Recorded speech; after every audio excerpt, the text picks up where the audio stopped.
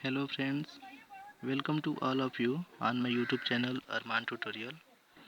Friends, आज की इस वीडियो में हम लोग पॉलिनोमियल की बेसिक से लेके और उसके जो बड़े थियरम्स हैं, रिमाइंडर थियरम और फैक्टर थियरम, वहाँ तक हम लोग पढ़ेंगे। बेसिक से लेके और जो भी इसमें कॉन्सेप्ट बन पाता है उन सारी चीज़ों को हम लोग इसमें डिस्कस करेंगे।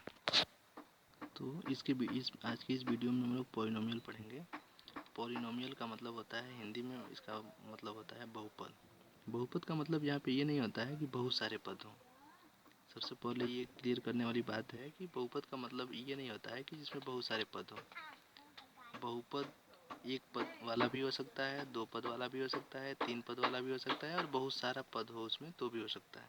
तो ये ज़रूरी नहीं है कि बहुपद का मतलब है जिसमें बहुत सारा पद हो। ठीक है, तो पॉलिनोमियल का डिफिनीशन सबसे पहले हम लोग पढ़ेंगे। डिफिनीशन है, an algebraic expression in one variable is said to be polynomial if its every terms contain non negative integer degree. इसमें एक टर्म है एल्जेब्रिक एक्सप्रेशन। एल्जेब्रिक एक्सप्रेशन का मतलब होता है बीजीय व्यंजक। नॉन नेगेटिव इंटीजर का मतलब होता है ऋणात्तर पूर्णांक। ऋणात्तर पूर्णांक का मतलब होता है, सबसे पहले तो पूर्णांक होना चाहिए और वो भी ऋणात्तर, ऋण के इतर।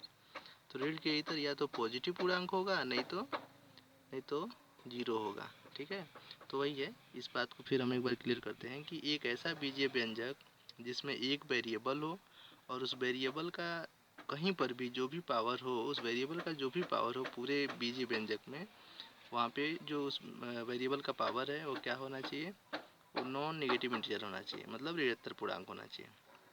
ऋणात्तर पूर्णांक का मतलब है कि भिन्न में नहीं होना चाहिए उसका घात। दूसरा कि निगेटिव में नहीं होना चाहिए। निगेटिव और भिन्न में न हो तो हमेशा वो एक पॉलिनोमियल बनाएगा। ठीक है, वो एल्जेब्रिक एक्सप्रेशन जो होगा वो हमेशा पॉलिनोमियल बनाएगा।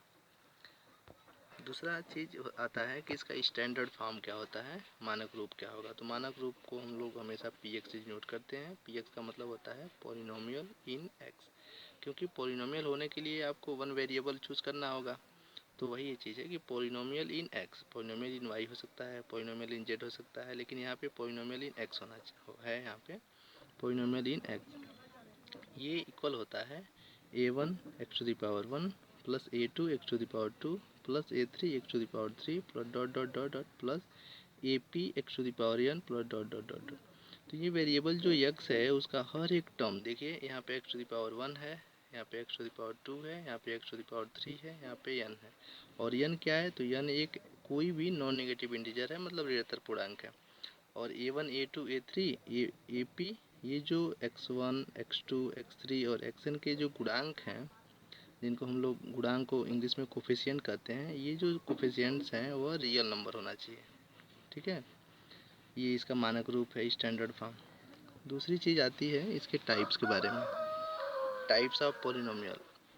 तो टाइप्स ऑफ पोलिनोमियल दो तरीके से इसको डिवाइड किया गया है। पहला on the basis of term, पदों की संख्या के आधार पे, और दूसरा on the basis of degree, उसके पावर के आधार पे, डिग्री के आधार पे।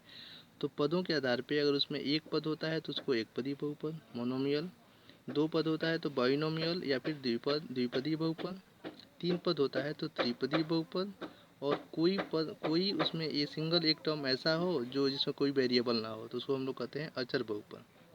अगर जिसमें चर राशि ना हो तो उसे हम लोग कहते हैं अचर बहुपद, जैसे 0 2 5। एक पदी में 0 भी आएगा, 3x भी आएगा।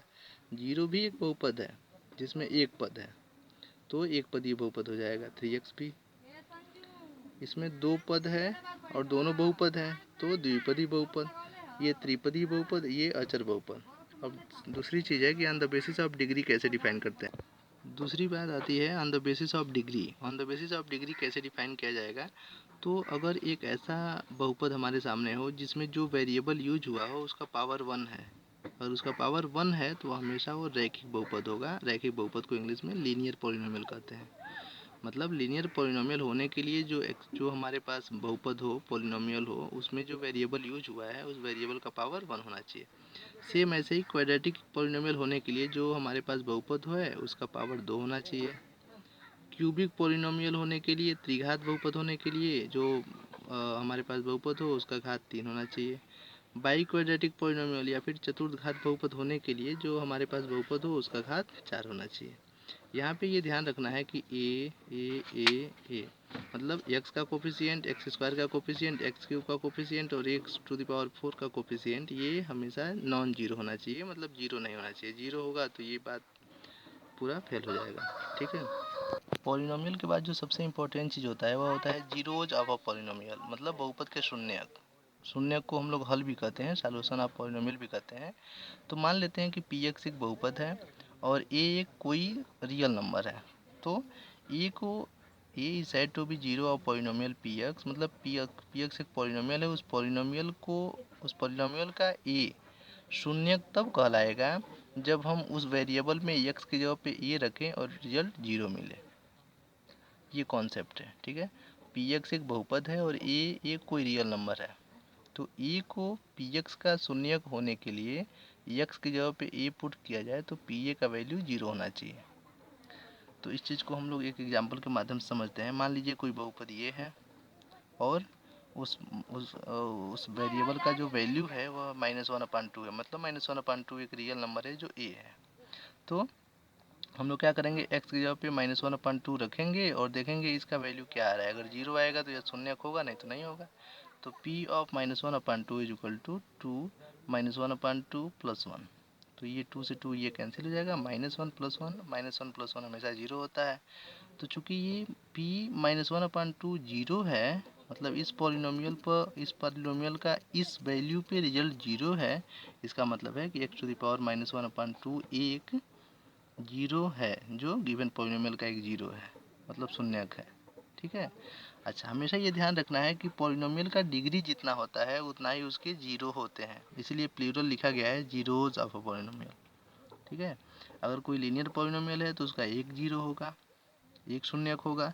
अगर क्वाड्रेटिक है तो दो होगा, क्यूबिक है तो तीन होगा और बाई क्वाड्रेटिक है तो चार होगा, ठीक है। तो कोई भी पॉलिनोमियल जितने डिग्री का होता है उतना ही उसके शून्यक होते हैं।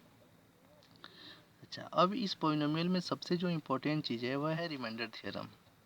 रिमाइंडर थ्योरम को जानना ये बहुत आसान चीज़ होता है कि अगर पी एक्स एक पॉलिनोमियल है और हम पी एक्स को x-a से डिवाइड करते हैं, अगर पी एक्स कोई भी पॉलिनोमियल है और x-a से हम पी एक्स को डिवाइड कर रहे हैं, तो जो रिमाइंडर होगा वह होगा पी ए। कुछ करना नहीं है, सिंपली उस पी एक्स में पी एक्स जो एक एक्सप्रेशन दिया रहेगा बहुपद का, उसमें x-a में से a को रख देना है। जो वो रखने पे जो वैल्यू मिलेगा वही उसका शेषफल होगा, आपको डिवाइड करने की ज़रूरत नहीं पड़ेगी। जैसे एक क्वेश्चन करके हम लोग देखते हैं। क्वेश्चन है कि find the remainder when we divide x³ - ax² + 6x - a by x - a।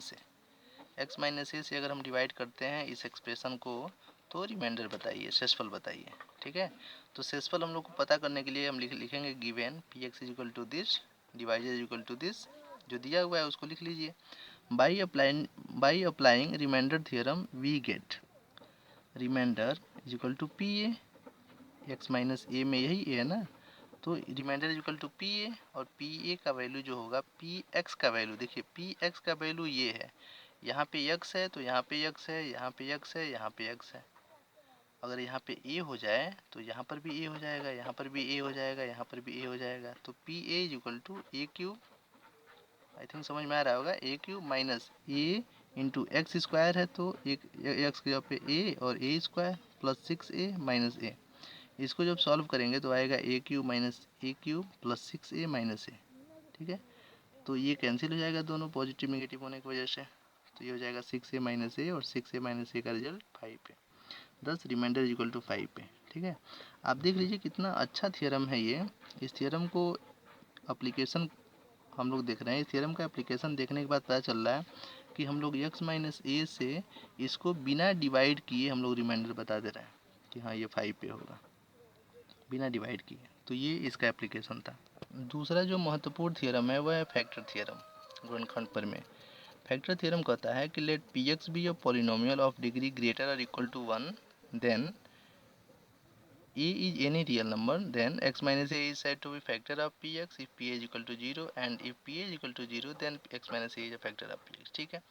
px एक कोई पॉलिनोमियल है और x माइनस a से हम इस पॉलिनोमियल को डिवाइड कर रहे हैं। अगर x माइनस ए से पी एक्स को डिवाइड करेंगे तो जाहिर सी बात है रिमाइंडर हम पता करना चाह रहे हैं, इसका मतलब है अगर वो रिमाइंडर यानी पी ए 0 आ रहा है तो x माइनस ए वो जो डिवाइड जिससे कर रहे थे वही इस पॉलिनोमियल पी एक्स का एक फैक्टर हो जाएगा, एक गुणनखंड हो जाएगा, ये चीज़ है। ठीक, अच्छा अगर P A is equal to 0 है तो भी x माइनस ए एक फैक्टर हो जाएगा पी एक्स का। यही है कि देखिए सबसे पहले भाजक और गुणनखंड में अंतर समझना चाहिए। अगर किसी संख्या को हम किसी संख्या से भाग देते हैं तो जिस संख्या से भाग देते हैं उसको हम लोग भाजक कहते हैं। ठीक, जिस संख्या से भाग देते हैं उसको भाजक कहते हैं, लेकिन एक ऐसी संख्या जिसे भाग देने पर शेषफल 0 आए, उसी अगर शेषफल 0 आता है तो उस भाजक को हम लोग उस संख्या का गुणनखंड कहते हैं। तो यहाँ पे यही समझना है कि x माइनस ए से इस तरह से पी एक्स में हम भाग दे रहे हैं कि शेषफल 0 आ रहा है, रिमाइंडर 0 आ रहा है। अगर रिमाइंडर 0 आता है तो x माइनस ए जो पहले डिवाइजर हुआ करता था अब क्या हो जाएगा, फैक्टर। ठीक, इसका कन्वर्सली भी यही है, आप चीज़ समझ सकते हैं। इस थ्योरम को हम लोग एक प्रॉब्लम के रूप में इसका इम्प्लीमेंट हम लोग देखते हैं। क्वेश्चन है कि if x minus 1 is a factor of polynomial this then find the value और वैल्यूज ऑफ k। क्लियर है, यह एक पॉलिनोमियल है, बहुपद है, और इस बहुपद का x माइनस 1 जो है वह एक फैक्टर है, क्योंकि 3 घात का ये पॉलिनोमियल है और 3 घात का पॉलिनोमियल में 3 फैक्टर होना चाहिए, लेकिन ये जो है एक फैक्टर है, अ फैक्टर एक फैक्टर है। ठीक है, तो यह अगर एक फैक्टर है तो k का मान बताइए, ऐसा कहा है।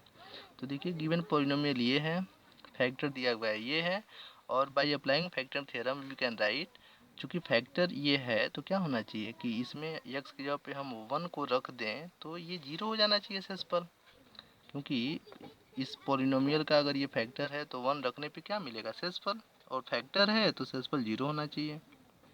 तो P1 इज इक्वल टू 0 ये पता है आपको, क्योंकि फैक्टर थ्योरम यही बात करता है, P1 इज इक्वल टू 0। ठीक, अब पी एक्स था तो 4x cube plus 3x square minus 4x plus k था, मतलब यहाँ पे x था तो यहाँ पे x क्यूब एक्स स्क्वायर, यहाँ पे x था, यहाँ पे 1 हो जाएगा तो यहाँ पर भी 1 क्यूब 1 स्क्वायर 1 हो जाएगा। तो ऐसे ही लिखते हैं हम similarly, 4 1 cube plus 3 1 square minus 4 into 1 plus k is equal to 0। तो ये 1 का क्यूब 1, 1 का 4 में मल्टीप्लाई करेंगे तो 4, 1 का स्क्वायर 1, 1 का 3 में मल्टीप्लाई करेंगे 3, 1 और 4 का मल्टीप्लिकेशन 4 प्लस के इज इक्वल टू 0।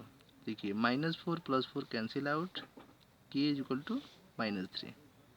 ठीक है, तो ये रिजल्ट मिल जाएगा। तो अप्लाई, ये जो दो थ्योरम थे, रिमाइंडर थ्योरम और फैक्टर थ्योरम, दोनों का अपने आप में बहुत इंपॉर्टेंस है इस पॉलिनोमियल में। पॉलिनोमियल से इससे ज़्यादा क्वेश्चन नहीं बनते हैं, ये बहुत है। चलिए, शुक्रिया फॉर वाचिंग।